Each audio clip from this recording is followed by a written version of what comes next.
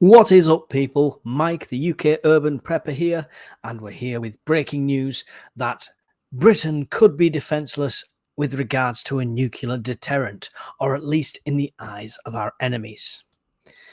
So, Britain had given notice well in advance that we'd be conducting a Trident missile test off the coast of Florida, with the system carrying a dummy warhead.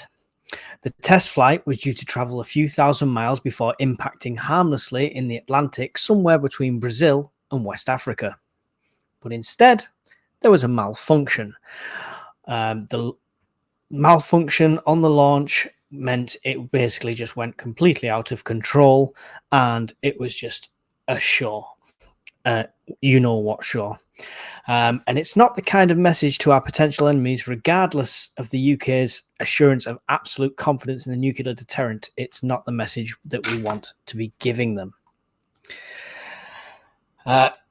So, I mean, this is one of our only means of nuclear deterrent, the fact that we've got this Trident system. But people aren't realizing how old it is. This failed Trident launch has severely undermined the credibility of our nuclear deterrent, and the Kremlin could take full advantage.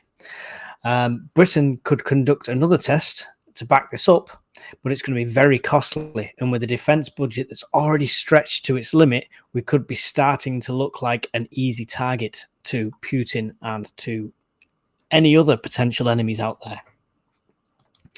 Our defence budget is approximately 50 billion, but it's set to be 6.5% less this year, and no views to increase it next year either at the moment. That could change with all of this. The Trident system is 30 years old, and this year, with the results of this test, it must be cause for a looming investment into the defence budget. We'll wait to see the knock-on effect of that, though, to our taxes and our cost of living to fund it. And I'm sure they will tap us up for that money. So, what do you think of that? The Trident system is one of our biggest means of defense. So, it's scary, but I mean, are we defenseless? We're not defenseless. We have a decent military. As you can see here, this is obviously, it's got a comparison next to Russia. We're never going to go toe-to-toe with Russia without NATO's help, so that's just there for continuity purposes. But this is about 2 or 3 years old now. About 3 years old now, I believe this one is. So the Army's 75,983 active members, 26,500 reserve. The transition the military are trying to do is make more reservists and less full-time. That was their cost-saving idea, which started about 5 years ago, which is really a good idea now, is it? Air Forces, nearly 35,000. Nuclear warheads, 260. Probably is minus the one that we've just broke. So maybe 258 because there was 2 tests done. Naval Forces, 117. 2 aircraft carriers. I mean, that's one good thing we've got going for us. 6 destroyers, 11 frigates, 10 submarines. I mean, rule Britannia, Britannia rules the waves. We used to have the biggest and the best navy in the world. And I know I'm talking a long time ago, but it's far from that now. And one of the ships that just went out to the Middle East had to come back because it was needing repairs. So it's all seeming like it's a bit dilapidated, and we're living off this defense budget and we're living off this equipment that's been around for so long and just never been upgraded. So, yeah, you can see the rest there. Land forces, aircraft. It's not a massive number. I mean, it's not insignificant, but without that nuclear deterrent, if the Trident system is failing, according to Putin and other enemies, then we could become a target. Russia already tests our response quite often. You don't hear it in the mainstream news, but they'll fly like a bomber over the very north of the UK, and for the RAF has to go out and respond to it and go up to it. It turns back and there's no issue. But that's them testing our response time, poking the bear, as it were.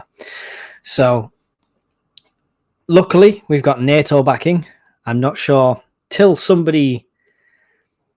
one of these NATO countries goes to war, till Russia invades Poland, I'm not even going to say if, when Russia invades Poland, that's when we'll see the value of NATO and see if people do actually put their money where their mouth is.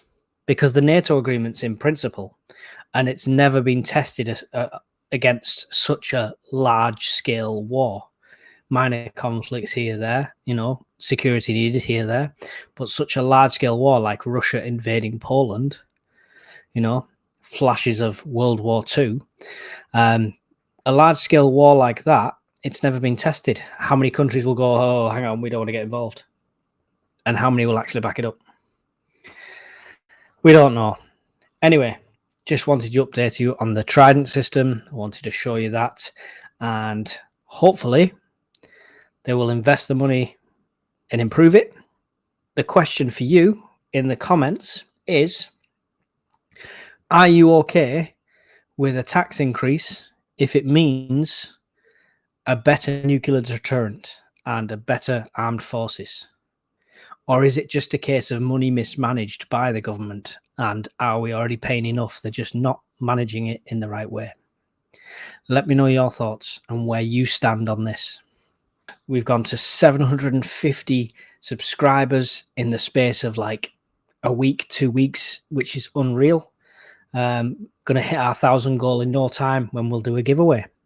Next video out, hopefully it'll be the Q&As. So if you've got a question for me, personal or prepping related, make sure you get it into the comments and that'll be in the next video. Thanks for watching, guys, and I'll see you all next time. Bye.